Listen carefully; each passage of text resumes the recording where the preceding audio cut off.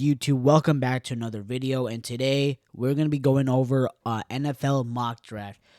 This is my first mock draft. Let me know after this video if you guys want me to continue doing mock drafts. I definitely am down to explore other mock drafts that people have online or other credible sources. Without further ado, please like, please subscribe. We're on the road to 500 subscribers, and without further ado, let's get on with the video.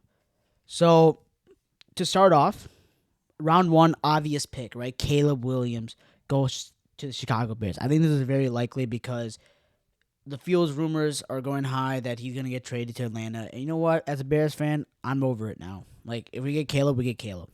So we can't go wrong with Caleb Williams. I think if the Bears are picking a quarterback number one, it's definitely Caleb Williams, without a doubt. Now, number two pick, Jaden Daniels. In my opinion, I think Jaden Daniels is the right choice here. I think he is the best dual threat quarterback in this draft class. You can argue, they should take Drake May. I think they can't go wrong with either him or Drake May. But taking Jaden Daniels at number two for the Washington Commanders, they're a quarterback needy team. They definitely cannot go wrong. Now, number three. This caught me by surprise. The Patriots select J.J. McCarthy. Now, I do see some resemblance in Tom Brady. You know, he's a Michigan quarterback and won a championship with Michigan, and so did J.J. McCarthy. I think this is the wrong pick, though. I don't think McCarthy is going to be a top three quarterback in the league or a top five quarterback in the league ever. And I just don't think he's the top three quarterback in this draft class either. Passing up on Drake May instead of J.J. McCarthy is criminal, in my opinion. But if NFL teams think that J.J. McCarthy is this good and they think that he's that great, I guess you choose him. But here's the thing. In the draft pro day, draft combine, he wasn't really making the greatest throws. So I think his stock definitely plummeted. But he's definitely, I think, in my opinion, a first round or a second round quarterback. But taking him at number three just doesn't make any sense. Now, pick number four, Marvin Harrison Jr. goes to the Arizona Cardinals. Steal of the draft. In my opinion, Marvin Harrison Jr. is the best draft prospect in this draft, and he definitely has the best potential to become one of the greatest players ever. I think he's one of the best receivers prospects I've ever seen. He reminds me a lot of like Justin Jefferson, so getting him at number four is amazing, like for the Cardinals. Now, we see a trade. The Minnesota Vikings, the first trade of the draft, are going to trade up, and they're going to take Drake May. I think this is a great choice, right? The fact that Drake May went this low is amazing for the Minnesota Vikings. I don't think Drake May drops this low, I'll be honest. But this is a great, the Minnesota Vikings, they get their quarterback for the future. Well, that depends if they're going to sign Kirk Cousins. But I just don't know if they want to sign an old Kirk Cousins to the team. I think they need to rebuild this team.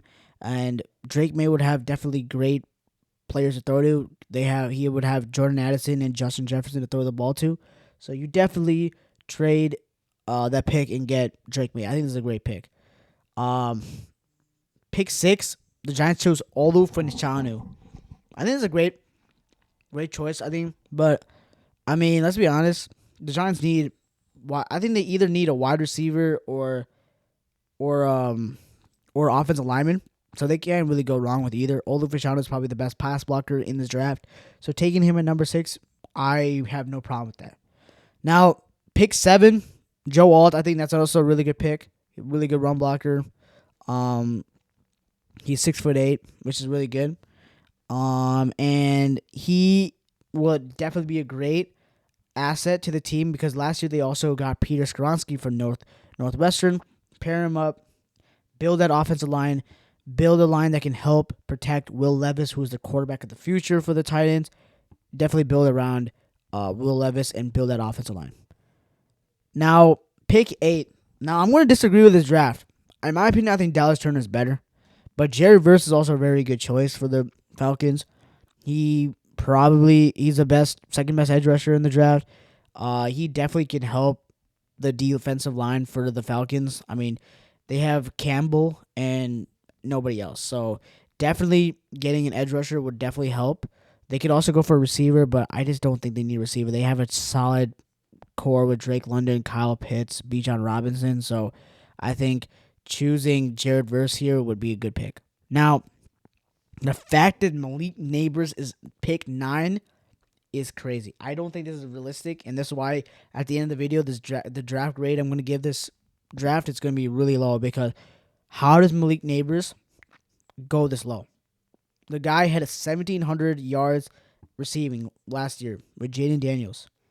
He is probably the best, like, second best receiver in the draft.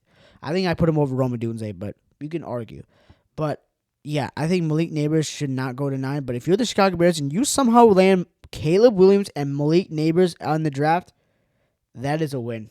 I don't care. That's a win. The Chicago Bears win the draft easily, because you got Caleb Williams, who is so-called the generational talent, the next Patrick Mahomes, and then you have Malik Neighbors, who is really good, one of the best wide receiver prospects in this draft. So you get both of them. That's really good. He's an LSU wide receiver too, so that's good, because we saw Jamar Chase and Justin Jefferson also come from LSU. So I'm really high on Malik Neighbors.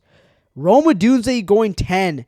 Like, I'm sorry, Malik. I could see the Bears getting Rome Odunze, but I don't even know. Malik Neighbors, I think this will be great for the Jets, pairing him up with Garrett Wilson, having another weapon for Aaron Rodgers to throw the ball to. Really good. I definitely agree with this pick. I'm going to fast forward like some picks here. Like, I kind of wanted to go over the top 10. Now, pick 14 with Dallas Turner is criminal. I think Dallas Turner, in my opinion, is the best defensive player in the draft. Like, for sure. Best edge rusher in the draft. Edge rushers are more important than corners, and they're more important to build around than linebackers. And I think Dallas Turner is definitely the best. And the fact that the Saints get to choose him, at least in this draft, at 14 is crazy.